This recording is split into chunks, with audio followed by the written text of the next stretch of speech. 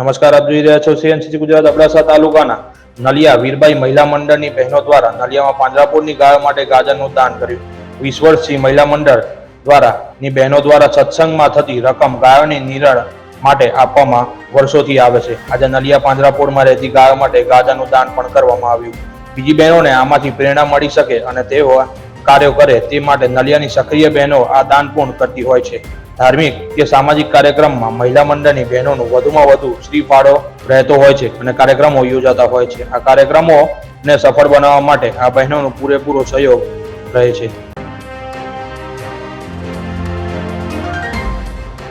શ્રી રાવત રામજી મંદિર ખાતે સન્માન સમારંભ યોજાયો.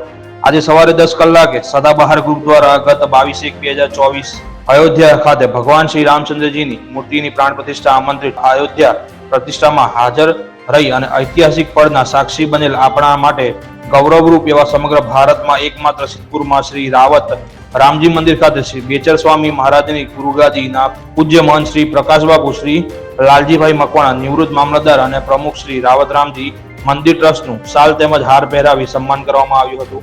આ પ્રસંગે શ્રી રમણભાઈ મકવાણા ખજાનચી દ્વારા મંદિર તેમજ શ્રી બેચર સ્વામી મહારાજ વિશે જાણકારી આપવામાં આવી.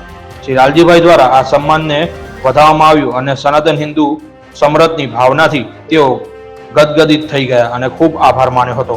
આ પ્રસંગે શ્રી મંગળદાસ મહારાજ વિસનગર તેમજ સંત શ્રી કેળવદાસ સાહેબ વિસનગરની વિશેષ ઉપસ્થિતિ રહી હતી. ભારતીય જનતા પાર્ટી યુવા મોરચાના પ્રમુખ શ્રી મિહિરભાઈ પાધ્ય, વરિષ્ઠ પત્રકાર તેમજ આરએસએસના ધર્મ જાગરણ મંચ પાટણ જિલ્લાની નિરંજનભાઈ ઠાકર, સદાબહાર ગ્રુપના શ્રી પ્રકાશભાઈ ઠાકર, શ્રી ભરતભાઈ ઠાકર, શ્રી દિલીપભાઈ ઠાકર, શ્રી હર્ષદભાઈ ઠાકર, શ્રી સુરેશભાઈ ઠાકર, શ્રી બાલભદ્ર ઠાકર, શ્રી મહેન્દ્રભાઈ ઠાકર, શ્રી યોગેશભાઈ ભટ્ટ, શ્રી સંદીપભાઈ પંડ્યા અને ભાજપ અનુસૂચિત મોરચાના શ્રી રતિલાલભાઈ બારોટ હાજર રહી કાર્યક્રમને સફળ બનાવ્યો હતો. લખપત તાલુકામાં આવેલ સંભાળ ગામની બાજુમાંથી પસાર થતા પવનચક્કી મોટો પાઇપ લઈ જતા ટેલર પલટી મારી ગયો વહેલી સવારના 5 વાગે. સદભાગ્યે કોઈ મોટી દુર્ઘટના થવા આવી નથી. આ બાદ બચાવ બન્યો છે. એ ટેલર પલટી મારીને તળાવમાં પડી ગયો. સવારના ત્યાં ઢોર-ઢાંખર પાણી પીવા માટે તળાવમાં આવ્યા કરે છે અને બહેનો પણ મોટી સંખ્યામાં એ પાણી ભરવા માટે તળાવમાં આવે છે. ટેલરનો નંબર પ્લેટ ઉપર નંબર નથી. શું કારણ એ તપાસ થાય ત્યારે જ ખબર પડે કે નંબર પ્લેટ ઉપર નંબર કેમ નથી. સ્થાનિક લોકોનું એવું કહેવું છે.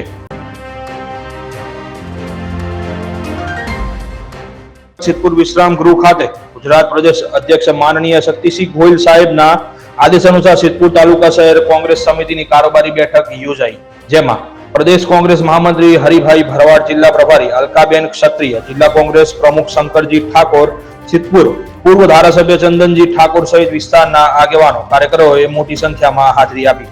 વિવિધ સેલ્ફ હેન્ડલના હોદ્દેદારો સાથે ચર્ચા કરી વધુ લોકો જોડાય અને બૂથ લેવલ પર કામ થાય તે ચર્ચા કરવામાં આવી. સાથે સાથે અખિલ ભારતીય રાષ્ટ્રીય કોંગ્રેસના પૂર્વ પ્રમુખ રાહુલજીની ભારત જોડો યાત્રાની તૈયારીને ભાગરૂપે પણ ચર્ચા કરવામાં આવી.